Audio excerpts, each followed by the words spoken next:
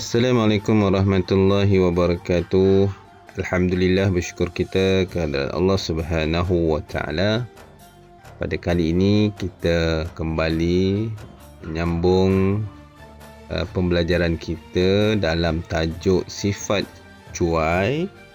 Yang ini kita akan membicarakan tentang keburukan dan juga cara menghindari sifat cuai. InsyaAllah nanti kita akan sama-sama lihat dua isi pelajaran dalam sifat cuai kali ini ya. Baik murid-murid. Okey, jadi Ustaz nak kita sama-sama baca dulu dan Ustaz akan terangkan isi pelajaran tentang keburukan bersifat cuai. Pertama, merugikan diri sendiri. Okey, sekali lagi, merugikan diri sendiri. Okey, bagus.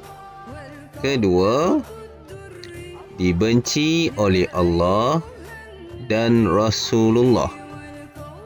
Okey, dibenci oleh Allah dan Rasulullah. Okey, bagus. Okey, ketiga, membahayakan diri sendiri, keluarga dan masyarakat. Okey, baik. Okay, terima kasih. Okey, kita tengok yang pertama ni, keburukan bersifat cuai, yang ini merugikan diri sendiri. Okey, apabila kita berkelakuan cuai dalam sesuatu perkara ataupun dalam sesuatu benda yang kita buat, maka dia boleh menyebabkan diri kita rugi. Sebab disebabkan kecuaian kita, maka kita sendiri yang akan dapat rugi. Itulah bahananya atau kesannya apabila seseorang itu berlaku kecuaian dalam melakukan apa jua perkara. Okey, yang kedua ni, apabila bersifat cuai, maka sudah pasti Allah Subhanahu wa taala, begitu juga dengan Rasulullah sallallahu alaihi wasallam, akan membenci kepada orang yang bersifat demikian. Kerana apa? Kerana sifat cuai ini adalah salah satu daripada sifat syaitan. Okey, yang ketiga pula, disebabkan berlakunya kecuaian dan disebabkan kita bersifat cuai, maka dia sebenarnya boleh membahayakan diri sendiri. Begitu juga dengan keluarga dan masyarakat. Bagaimana dikatakan membahayakan tu? Contoh kan, saya bagi satu contoh. Katakanlah ibu kita serika baju.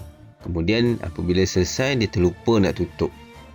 Bila terlupa nak tutup, kadang-kadang menyebabkan membahayakan ibu kita juga. Sebab apa? Bila terlupa tutup, jadi kadang terusik serika, jadi menyebabkan tangan kena panas. Begitu juga dengan ahli keluarga kita yang lain. Kita sendiri, adik-beradik kita, disebabkan kecuaian ibu kita tadi, maka membahayakan diri sendiri dan keluarga. Kalau masyarakat ni, contoh yang di luar, apabila contohlah kecuaian, kadang-kadang ada, kalau kita tengok di luar,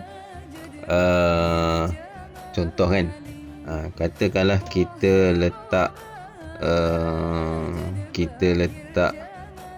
benda yang tajam di luar ataupun di luar rumah kita, di atas jalan raya lah contoh kan.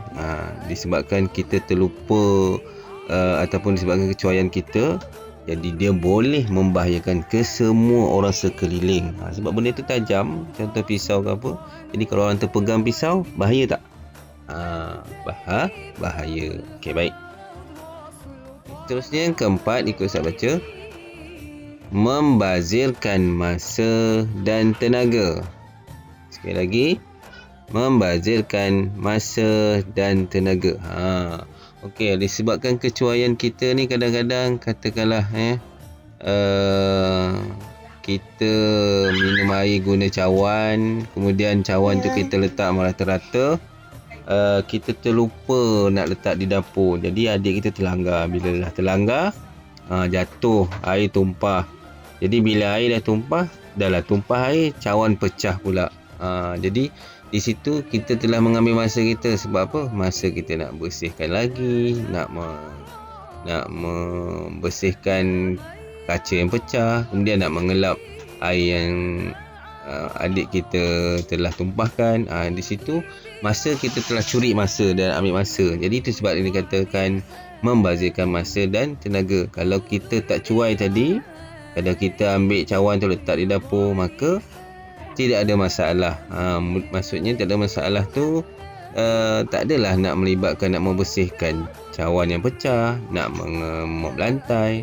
Jadi masa tu kita boleh gunakan untuk perkara-perkara lain. Okey ya, itu contoh lah. Okay. Cara menghindari sifat cuai. Pertama, mendengar nasihat. Okey. Kedua, mulakan setiap pekerjaan dengan doa. Okey, bagus. Ketiga, sentiasa berhati-hati dan berwaspada.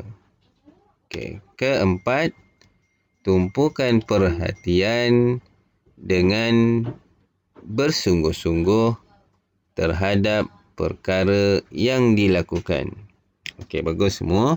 Jadi nanti baca sekali lagi, berulang kali ya. Okey, yang pertama cara kita nak menghindari sifat cuai ni bila mendengar nasihat. Maksudnya kita perlulah mendengar nasihat daripada orang yang lebih tua daripada kita, orang yang lebih mengetahui daripada kita. Jadi apabila kita dengar nasihat, maka kita boleh menghindari ataupun mengelakkan daripada kita berlaku cuai. Okey, yang kedua tu mulakan dengan doa. Tak semestinya kita nak baca doa panjang. Biasa kita nak buat suatu perkara, kita mulakan dengan bismillah, baca bismillahirrahmanirrahim. Itu pun dah doa. Okey, yang ketiga, sentiasa berhati-hati. Maksudnya kita sentiasa melakukan sesuatu perkara tu dengan lemah lembut, dengan sopan dan mengikut peraturan. Dan secara keseluruhannya kita berhati-hati. Maksudnya tidak terburu-buru, membuat dengan baik. Okey. Dan yang keempat, tumpukan perhatian. Maksudnya apabila kita melakukan sesuatu pekerjaan ataupun sesuatu perkara itu, kita perlu fokus.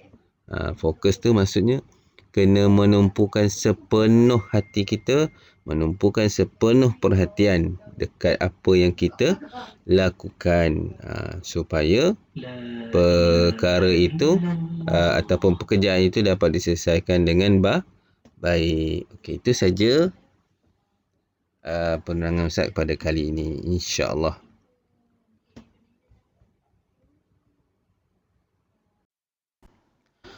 Okey, saya rasa itu saja untuk siri perkongsian ilmu pada hari ini.